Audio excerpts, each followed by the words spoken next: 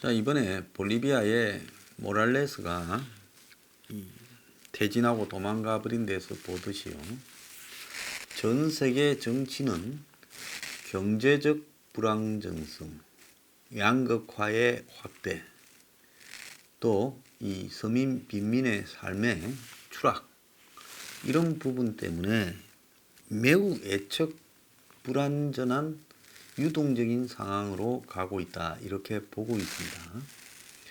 그러면 그건 뭐 아프리카나 중동이나 아시아나 남미에 해당되는 이야기가 아니냐, 이렇게 보겠지만은, 지금 미국을 가만히 보면 미국에서 벌어지고 있는 민주당이나 공화당의 모습에는 전통적인 미국의 이 정치인들, 공화당 민주당 정치인들이 사라져버린 자리를 그야말로 파퓰리즘적인 이단아들이 메꾸고 있습니다.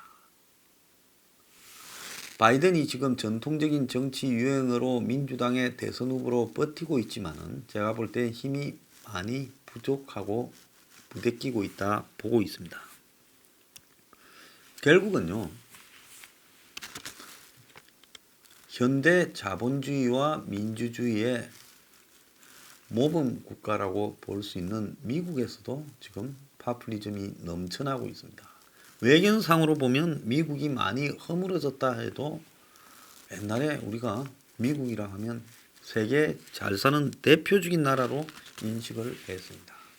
그럼 미국에서도 그렇고, 지금 브렉시트의 나라 영국에서는 노인들 8분의 1이 굶주리고 있다, 이런 이야기가 나오고 있습니다. 자, 지금 유럽에서도 양극화는 극단적으로 가고 있습니다.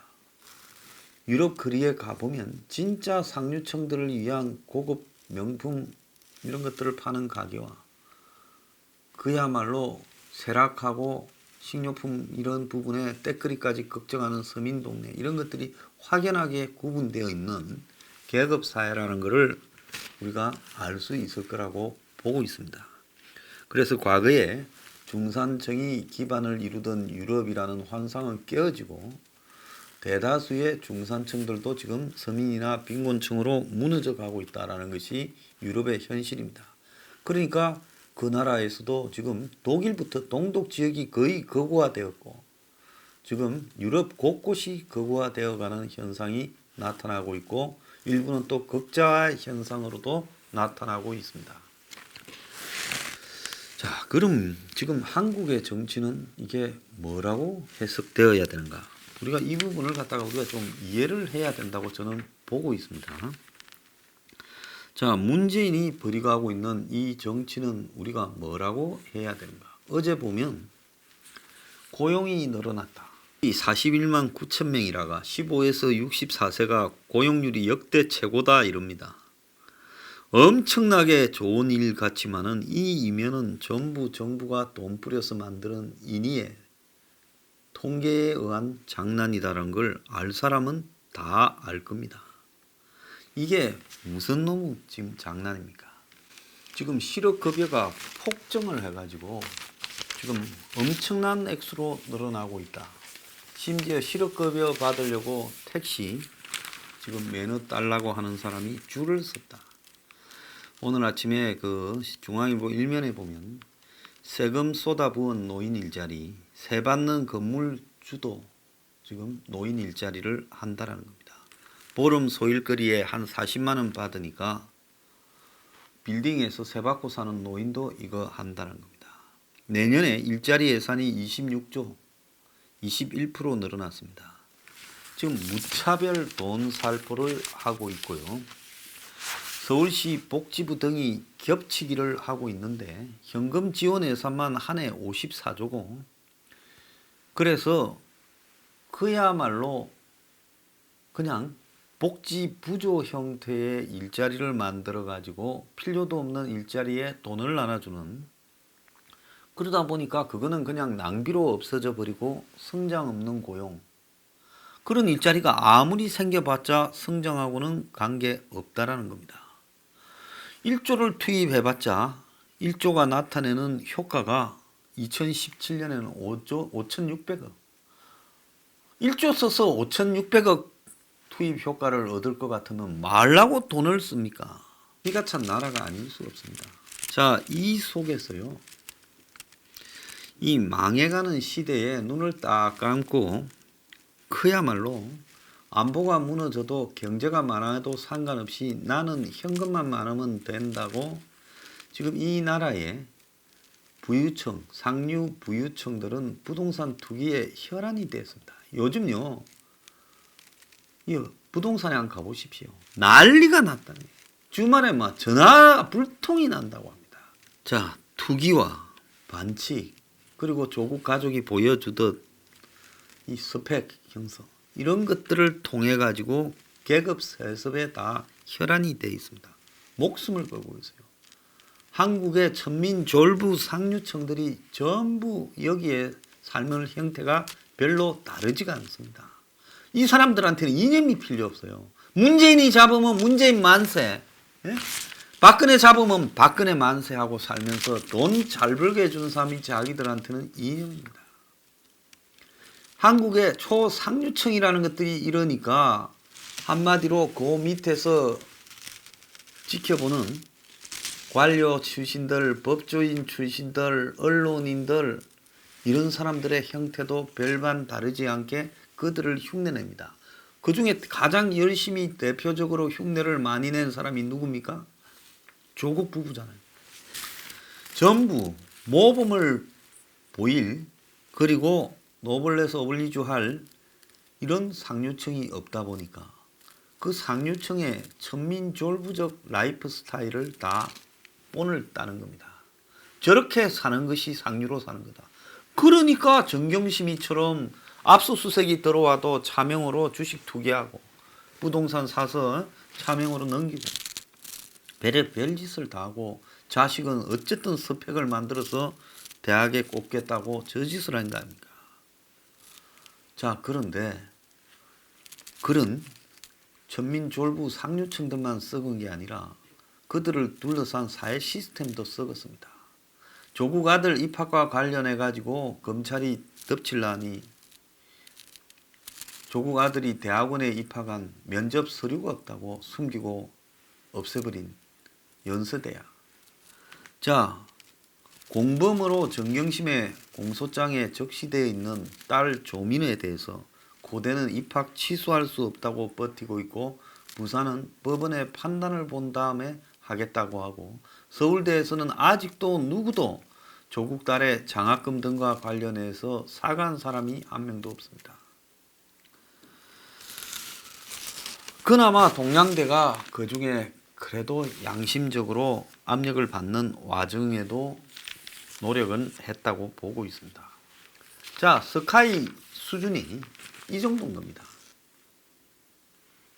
이놈 스카이에 들어가고 싶어서 입시제도가 조국 딸 때문에 또 입시제도가 뒤바뀌었어요. 느닷없이 무슨 자율고 자사고 무슨 과학고 외고가 다 폭탄을 맞아버렸어요. 조를 들여가지고 이 학교들 다 없애버리겠다고 여기에다가 초점을 맞춥니다. 쟤는 조국 부부와 그 자식들이 저질렀는데 왜 폭탄은 여기다 때리냐. 그런데 또 웃기는 폭탄이 있습니다. 자, 오늘 조선일보는 이면에 김현미 위원회의 실책 릴레이, 집값 잡겠다고 분양가 상한제 하는 부분 때문에 공급 급감으로 가격이 지금 급등했다. 위원회는 정시 확대 자사고 폐지 정책 내놓아 전셋값까지 기름을 부어 얹었다. 자, 자사고나 자율고 이런 거 다 없애고 나면 이제 결국 파락군에 가는 게 제일 이익이다. 이래서 전셋값까지 올렸다. 대치동에 27평짜리가 전셋값이 15억이 넘고 반포 아파트값이 평당 1억 시대다. 해운대마저 족쇄 풀리자 부산으로 지금 서울 큰손들이 몰려왔다. 투기가 전국적으로 부동산 투기가 가열이다 합니다.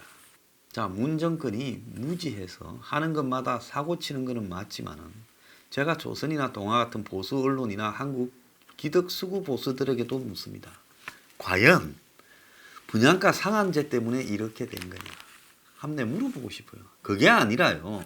일반적인 삶의 형태고 지금 주식이나 펀드나 어디에도 투자할 데가 없으니까 돈으로 돈을 버는 투기계층이 그야말로 담합해서 강남에 희소 가치가 있는 아파트들을 가지고 투기붐을 일으키면서 경제 위기 오기 전에 막판으로 돈잔치하고 있는 거 아닙니까? 본질은 그거라고 봐야지요. 그런데 멍청한 문정권이 거기에 부채질 해주고 있는 일이죠. 그걸 두들겨 잡는다면 부채질 해주고 있을 뿐인 거죠. 자, 근데 황교안은 입시 대책을 뭐라고 합니까? 정시 50% 확대, 뭐 외고 자사고 폐지 반대. 이게 이제 한국당의 수준인 거예요. 왜 학력고사 100%로 못 돕니까? 그리고 왜 조중동은 학력고사제로 복귀하라고 말하지 않습니까? 여기에는요, 지금 좌파들의 기득권의 이데올로기와 일치하는 겁니다. 정말로 시험만으로 대학을 들어가는 거예요? 계급, 이거 뭡니까? 세습의 손해다. 좌파도요, 이제 집권을 갖다가 여러 번 하다 보니까 좌파도 상류층이 형성되어 있어요. 야당을 해도 상류층이에요. 여당하면 초상류층이 되고요. 그러니까 좌파 상류층과 한국의 보수 우파 상류층들이 결탁하는 겁니다. 입시 문제에서요. 이 문제에서 학력고사로 복귀하자라고 주장하는 양쪽은 아무도 없습니다.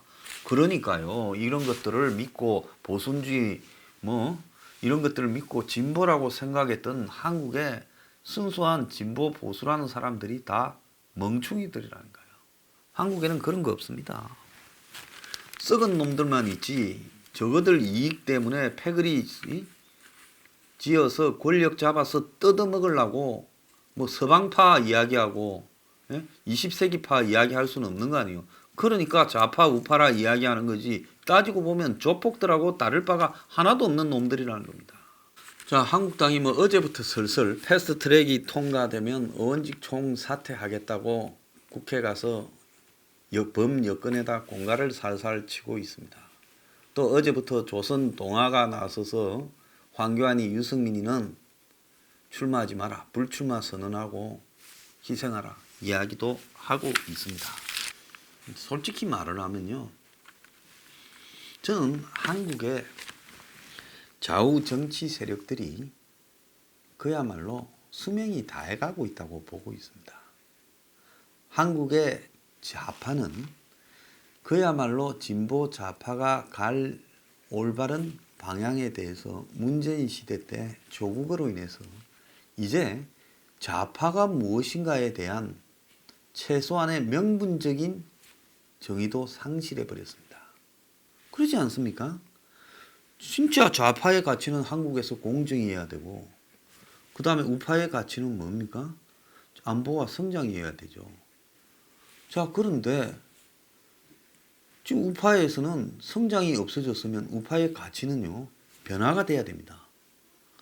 죽었다 깨어나도 이제 성장이 되는 시대는 끝난 거예요. 그러면 우파는 성장이 멈춘 시대에서의 우파의 경제적인 가치를 만들지 않으면 좌파가 이야기하는 공정에 끝없이 밀릴 수밖에 없어요. 좌파가 공정스럽지 않죠. 조국 문제를 보면 절대로 공정하고 관계없지만은 문재인은 교묘하게 조국을 갖다가 가지고 뭐라고 합니까? 합법적 불공정성이라는 황당한 헛소리를 했습니다.